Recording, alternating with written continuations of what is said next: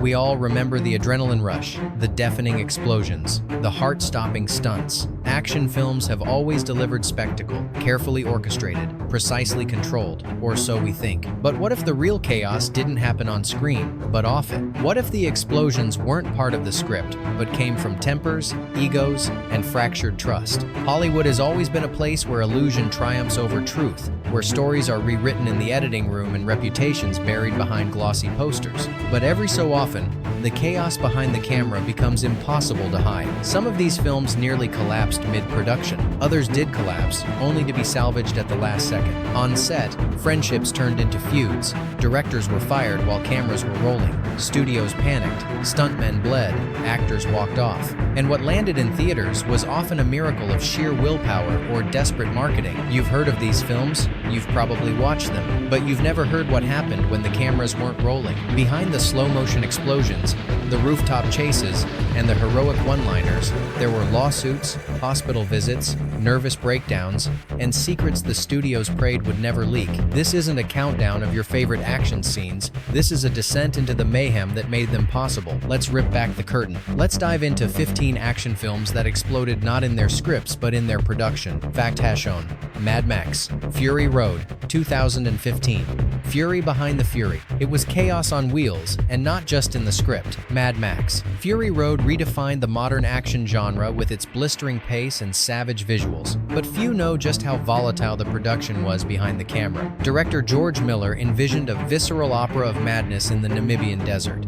But the real madness came from the actors. Tom Hardy, cast as the new Max, reportedly clashed bitterly with co-star Charlize Theron. She found his behavior erratic and unprofessional. He thought she was cold and controlling. Neither trusted the other. Tensions boiled over under the scorching Sunday. At one point, Theron demanded that a producer be present on set just to keep Hardy in check. Hardy, years later, admitted he was in over his head. The production was so grueling, so emotionally toxic, that Charlize Theron refused to speak about it for years. Ironically, that hostility translated into magnetic chemistry on screen. The cold stares, the tension, the mistrust. It all felt real because it was. And while Fury Road won 6 Oscars, including Best Editing and Costumes, the crew who made it barely held it together. But if you thought the desert heat created friction, wait until you hear what happened when fire and ice clashed in the next one. Fact hash 2. Cliffhanger, 1993. Hanging by a thread. High in the Italian Alps, Sylvester Stallone dangled from a helicopter in one of the most iconic stunts in action film history. But behind that daring spectacle was a production on the edge both literally and legally. Cliffhanger was supposed to be a triumphant return for Stallone, but things quickly went south. The stunt coordinator left mid-production after safety concerns were ignored. The film's main aerial stunt, a daring transfer between 2 planes, nearly ended in catastrophe when high winds threw the rig off course. Meanwhile, European animal rights groups filed lawsuits after it was revealed that several mountain animals had died during explosive sequences. Then came the studio interference. Carolco Pictures, the production company, was hemorrhaging money. Executives slashed the budget mid-shoot, forcing rewrites on the fly. To keep things together, Stallone personally financed some scenes himself. He even rewrote parts of the script to avoid expensive set pieces. The result? A high-octane thriller that looked polished but nearly collapsed under the weight of financial pressure and real danger. But if you think that was reckless, the next film pushed its lead actor into doing something no one should ever try, even once. Fact hash 3. XXX 2002. No CGI for this fall. Vin Diesel built his reputation on doing his own stunts, or at least pretending to. But in XXX, a franchise built on extreme sports bravado, one stunt was too extreme even for him. For a key scene, Diesel's character jumps a motorcycle off a bridge and lands on a moving boat. The production hired world-class stuntman Harry O'Connor to perform the real thing. No wires, no CGI. On the first take, it went perfectly. On the second, O'Connor misjudged the timing. He slammed into a bridge support at over 70 miles per hour and was killed instantly. The footage from his successful first take, that's the shot used in the final cut. The audience cheered. No one knew they were watching a man's final stunt. Director Rob Cohen dedicated the film to O'Connor, but the tragedy shook the crew. Several stunt sequences were toned down or cut entirely. Behind the film's flashy editing and rebellious attitude was a crew grappling with real death and the haunting knowledge that adrenaline comes with a price. And yet, that wouldn't be the last time a stunt turned fatal. What happened next nearly derailed a $100 million franchise before it even began. Fact hash 4. Mission Impossible 2, 2000. One slip from disaster. Tom Cruise is known for doing his own stunts, but in Mission Impossible 2, his obsession with realism nearly killed him. Directed by action maestro John Woo, the film opens with a jaw-dropping sequence. Ethan Hunt free climbing a red rock cliff in Utah. No stunt double, no wires digitally erased. Just Cruise, dangling over a 2,000-foot drop with minimal safety harnesses, only a thin rope out of frame. What the public didn't know is that Cruise insisted on doing the stunt himself, against the studio's advice. At one point, he slipped. His harness caught him, but barely. The crew was stunned. Woo refused to shoot another take. "We got it," he said. "We're done." But that wasn't the only risk. Another scene, where Cruise and villain Dougray Scott fight with knives, featured a real blade hovering inches from Cruise's eye. The knife was attached to a hidden wire to stop it precisely, but if the mechanism failed, it could have blinded him. No one blinked when watching the final cut, but behind the scenes, one miscalculation would have changed action cinema forever. Still, some directors didn't stop their actors, they pushed them further. And in the next film, the obsession with authenticity didn't come from the actor, it came from the man calling the shots. Fact hash 5. The Abyss, 1989. Drowning for the shot, James Cameron isn't known for compromise. On The Abyss, he demanded perfection even if it meant putting his actors in actual life-threatening situations. The film's underwater sequences were shot in a massive, abandoned nuclear reactor, flooded with millions of gallons of water. Actors spent up to 6 hours a day submerged, often without clear communication to the surface. Ed Harris later recalled nearly drowning when his oxygen tank ran out during a take. When he finally surfaced, no one was around to help. He broke down in tears and then punched Cameron. Mary Elizabeth Mastrantonio stormed off set after a scene where Cameron insisted on reshooting a CPR sequence over and over again, leaving her soaked, freezing, and emotionally shattered. She allegedly screamed, "We are not animals." The production was so stressful that some crew members began calling it the abuse. Many suffered from exhaustion and panic attacks. The studio feared lawsuits and had therapists on standby. Despite all this, The Abyss became a technical triumph, winning the Oscar for Best Visual Effects. But for those who survived it, the trauma lingered long after the film wrapped. And yet, water wasn't the only element that broke people. Sometimes, all it takes is a director with something to prove and a city on fire. Fact hash 6. Man on Fire, 2004. Burnout in Mexico City. Man on Fire was gritty, stylish, and violent, a Tony Scott signature. But behind the camera, tensions blazed almost as hot as the explosions. Shot on location in Mexico City, the film starred Denzel Washington as a bodyguard unraveling in a world of kidnapping and corruption. But the real chaos came from the surroundings. During filming, the crew was caught in the crossfire of a real shootout just blocks away from set. The local cartel had been watching production, and word spread that Hollywood money was in town. Security was ramped up. Armed guards were placed at entrances. Several locations were scrapped after anonymous threats. At one point, production shut down entirely for 3 days after a local fixer was assaulted. But that wasn't all. Director Tony Scott reportedly clashed with producers over the film's tone. He wanted it raw. They wanted it clean. Scott won, but only after threatening to walk away. The mood on set turned grim. Everyone knew they were capturing something powerful, but the line between fiction and reality was vanishing.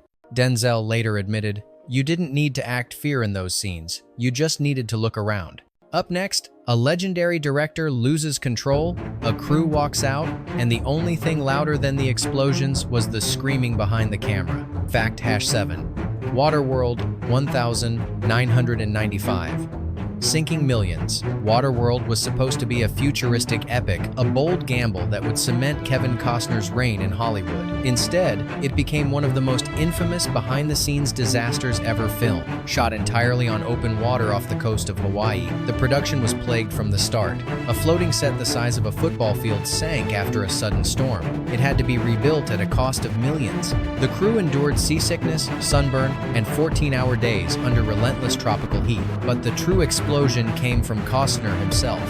As the lead actor and executive producer, he overruled the director repeatedly. Rumors swirled that Costner demanded close-up reshoots that took days, ordered entire sequences cut, and even had a luxury trailer delivered to the middle of the ocean while crew members slept on boats. The budget ballooned to $175 million, the most expensive film ever made at the time. Universal panicked. Reports of shouting matches, crew walkouts, and studio interventions dominated the trades. And yet, despite the ridicule, Waterworld eventually turned a profit through home video and international markets. But for those on set, it felt like surviving a war, not making a movie. But while Waterworld sank under pressure, another production went up in flames literally.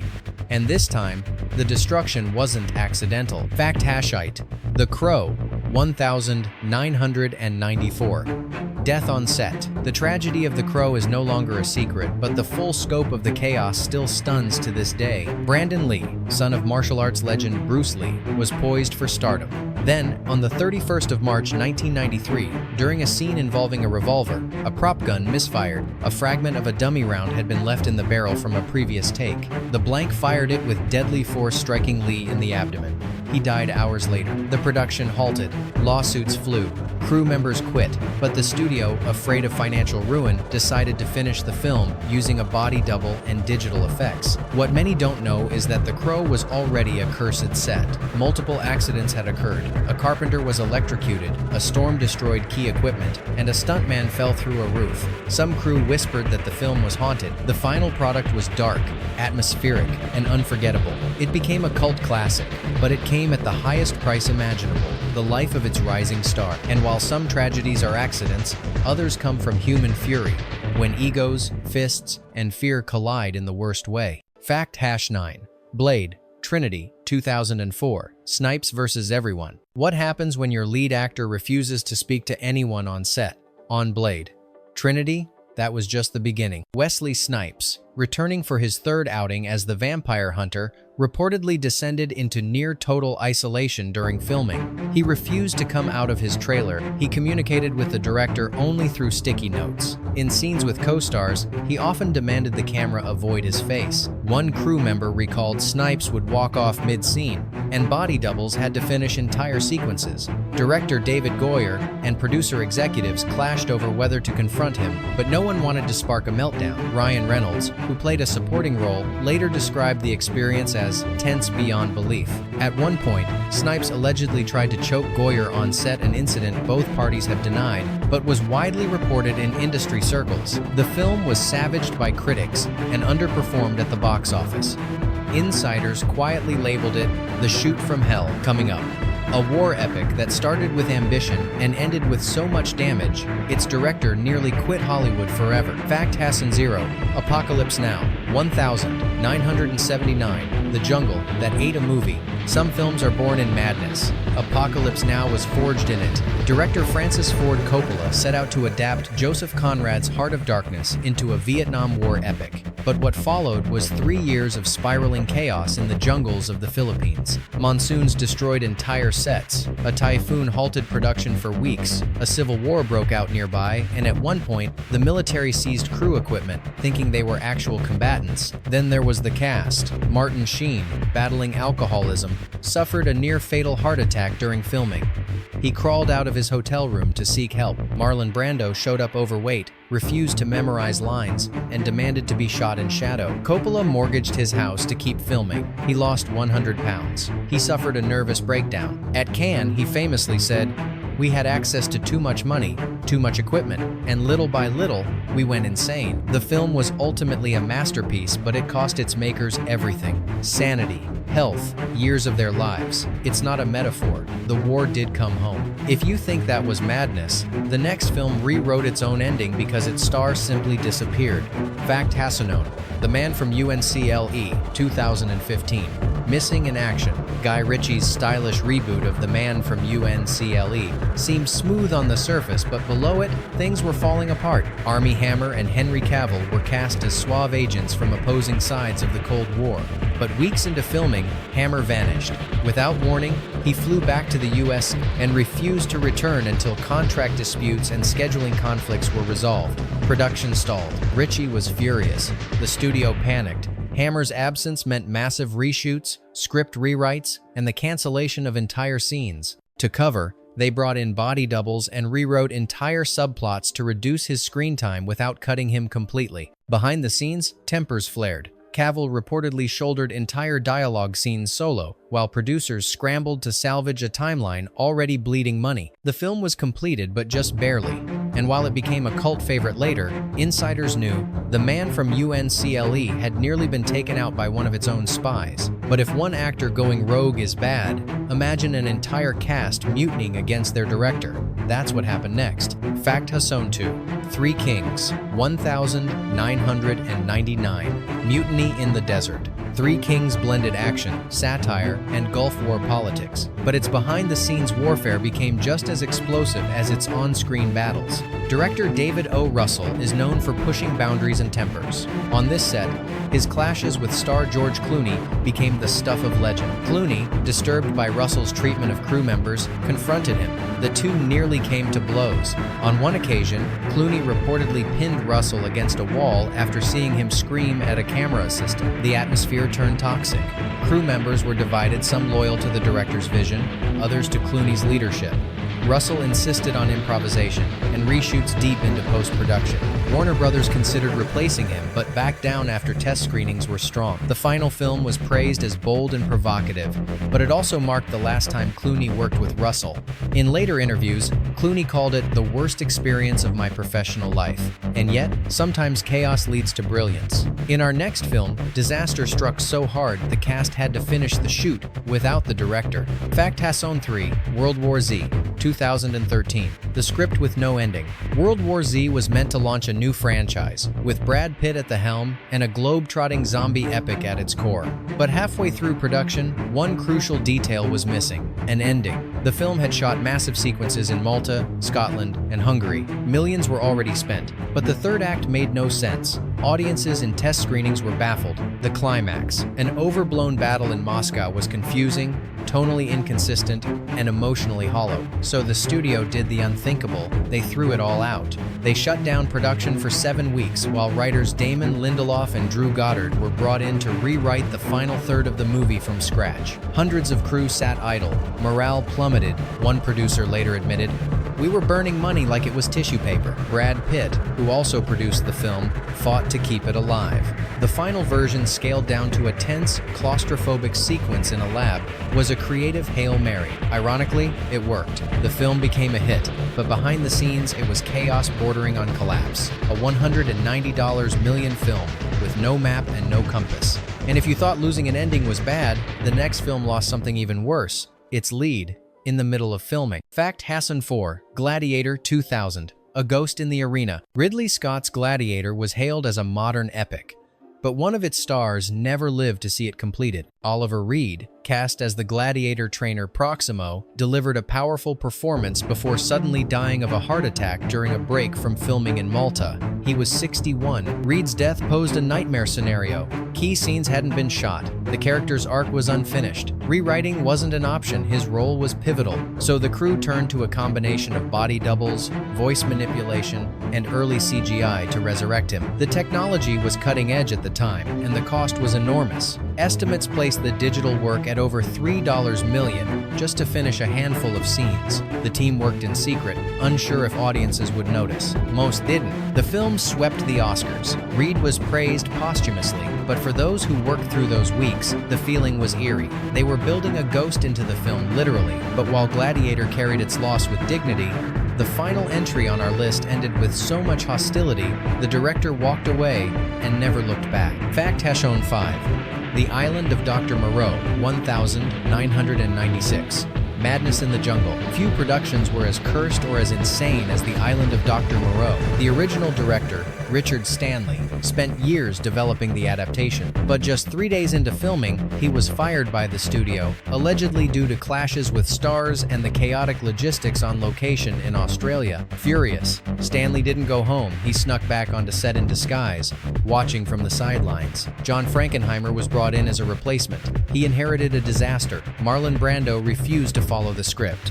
Val Kilmer showed up late, argued constantly, and deliberately botched takes. The crew began calling the shoot the apocalypse. Actors stormed off. One production designer reportedly burned his own costume in protest. Even the extras were in revolt. Many were hired from local communities with little acting experience and were left in makeup for hours without explanation. The film, when released, was a critical and financial disaster, but it lives on as a symbol of ego unchecked, of art spiraling into madness, and of a jungle where fiction and reality finally blurred into the same fever dream. Bonus fact: Roar, 1981, the most dangerous film ever made. This one didn't make the top 15, but it might just be the strangest and most terrifying production in action film history. Roar was a passion project by Noel Marshall and Tippi Hedren, meant to showcase the beauty of wild lions and the importance of conservation. But instead of using trained animals or visual effects, they filled their set with over 150 untrained lions, tigers, leopards, and jaguars,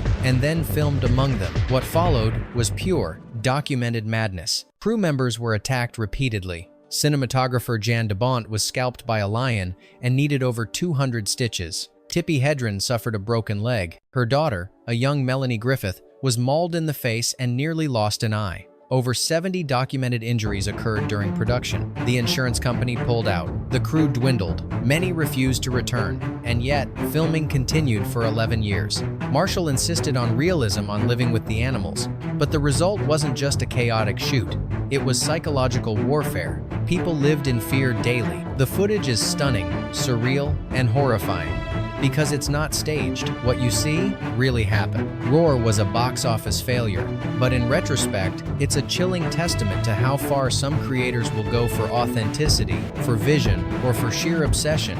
It remains the most dangerous film ever made, not by accident, but by design. So, which of these films shocked you the most? Was it the chaos of Apocalypse Now, the tragedy of The Crow, or the pure insanity of Roar? Do you think these productions were acts of artistic bravery or reckless madness? Tell us, where do you draw the line between cinematic ambition and catastrophe?